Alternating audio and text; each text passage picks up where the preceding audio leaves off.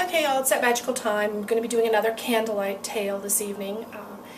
I know it's summertime, but you know how I get. I tend to get into the autumn mood in late July, so you're just going to have to put up with it. Tonight's tale is actually going to be taken from the files of Aspen Grove, the estate where I grew up in Fairfax, Virginia.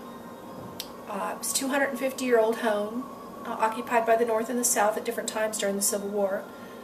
Wood floors were stained with the blood of the soldiers, and I spent my childhood digging up the relics. And having seances and all sorts of things. It was considered one of the more haunted houses in America at the time. It was quite an interesting way to grow up.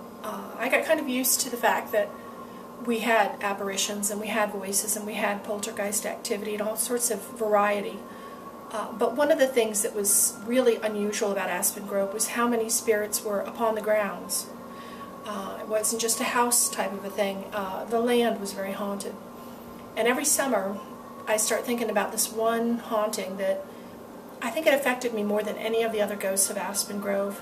It was a drowned nurse. Tonight's story is about what happened with her. When I was growing up around twilight, lightning bugs hadn't been out yet, mosquitoes were biting, tree frogs were creaking. It was a beautiful, magical time on the estate. And along the trickling creek, right around twilight, on certain nights, seemed like it was always the hottest nights, you would hear this woman scream. She would scream bloody murder. It sounded like someone being killed. It was very anguished, almost like if a mother lost a child. And I would go running, or my siblings, down to the creek to find out, where is this woman, what's happening, is someone drowning? We never found anyone. We would find claw marks in the mud, we would find disturbed water, we'd poke around with sticks, we would climb into the water, we would, wade around. We all knew where the sound was coming from. It was very obvious to us what spot on the creek it was. But we never found anyone. So one summer I sat down with my mom and I asked her about this. I said, Mom, what's with this sound of a woman screaming? Is it a bird? What is it? And my mom said that during the Civil War, a local woman volunteered to be a nurse at the hospital, and she fell in love with a dying soldier. And when he passed on, she was so devastated she drowned herself. Well, according to my mother, this creek that ran in front of our house, I believe it was called the Pohick, it ran like a river back then, and it wasn't too hard for her to drown herself. And every summer at twilight, you could hear her scream.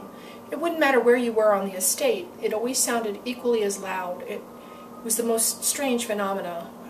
My brothers and sisters and I, we would still run down there to look for her. And it was always this one spot where the mud would be churned up in the creek.